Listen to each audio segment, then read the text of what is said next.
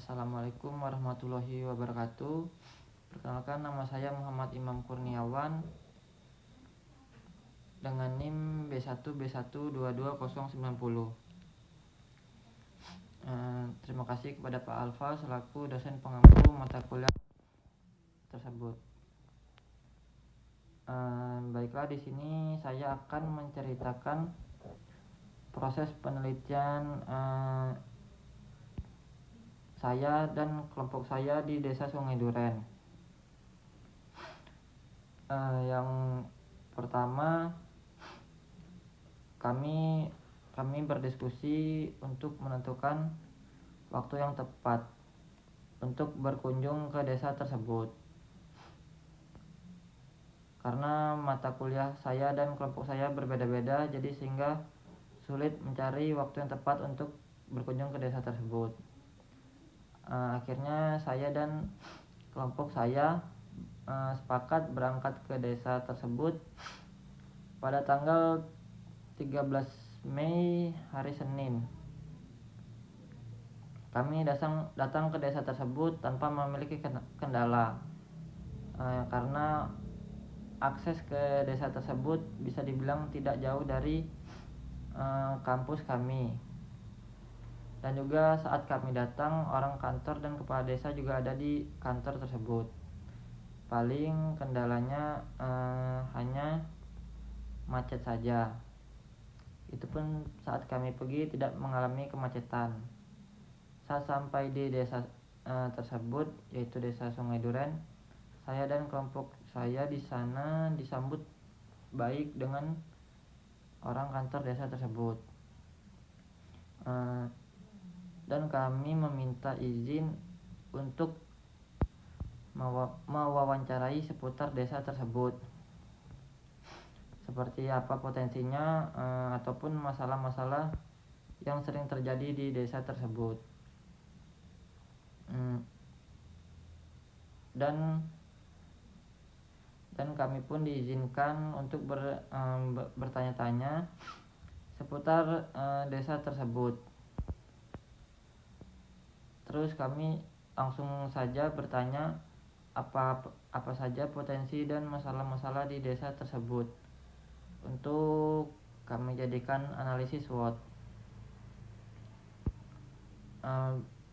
Berikut sebelumnya ada sedikit informasi tentang Desa Sungai Duren, yang merupakan salah satu desa di Kecamatan Jambi Luar Kota, Kabupaten Muara Jambi, Provinsi Jambi. Letak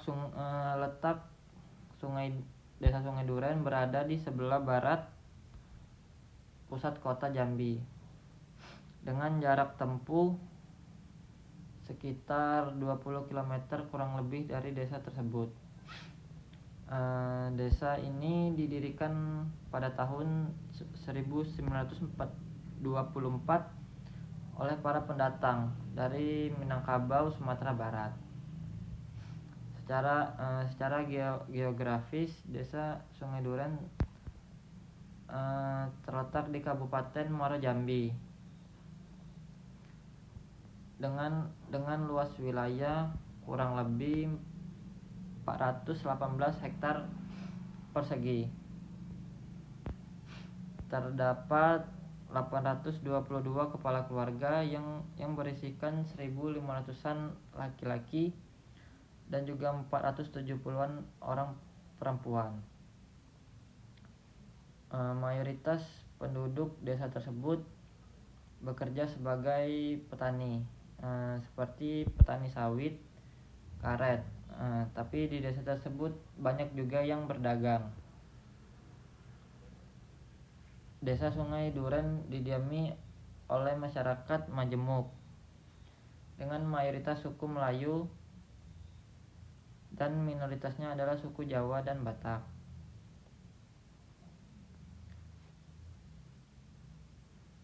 Tingkat pendidikan di desa ini terbilang sedang lah ya, karena di desa itu terdapat banyak sekolah mulai dari SD sampai dengan SMA. Apalagi di situ wilayahnya dekat dengan kampus Unja dan juga UIN.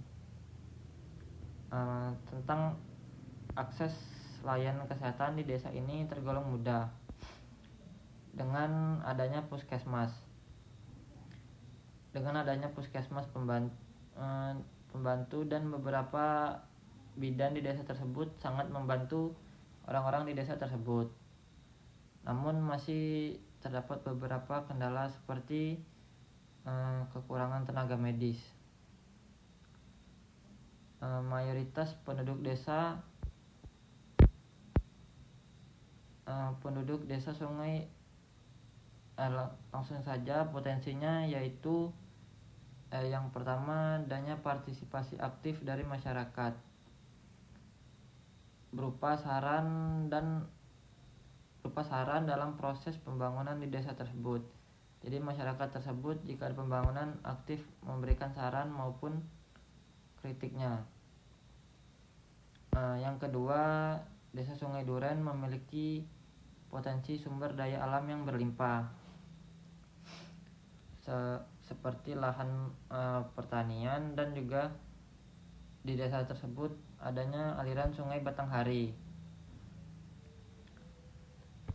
Yang ketiga, anggaran yang digunakan untuk proyek pembangunan di situ selalu tersedia. Misal jika kurang anggarannya, masyarakat tuh sering memberikan uang hibah berupa iuran di desa tersebut untuk menutupi kekurangan jika ada pembangunan di desa tersebut. Desa tersebut juga memiliki keindahan alam yang menjadi daya tarik tersendirinya.